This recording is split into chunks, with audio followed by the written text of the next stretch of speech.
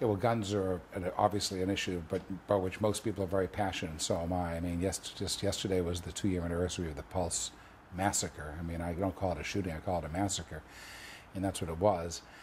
And I think that, it never should have happened. I mean, Rick Scott finally came out and passed a bunch of bills, because he's running for Senate and he wants to appeal to moderate voters, but these bills should have been passed years ago. So as far as I'm concerned, when it comes to assault weapons, first of all, when it comes to assault weapons, they don't belong on the streets in Florida or anywhere in America, as far as I'm concerned.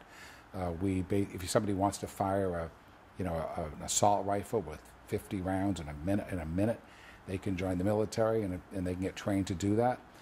If they want to drive tanks, be a fighter pilot, do whatever you want, join the military. But if you want to use military weapons, they have no place anywhere in our society on the streets. So I'd like to ban assault weapons from being sold. Gun show loopholes, again, ridiculous. We need to have checks on people getting guns. Look what this thing happened yesterday with this guy who was a convicted felon, with domestic abuse history, and he has a gun and shoots 4 kids. I mean, I as a father of 3 sons, I just can't even imagine. It's beyond any parent's imagination what this woman is going through. For 4 children murdered by somebody who never had a gun. So I think we have to be much more careful about guns. I mean, I understand the Second Amendment.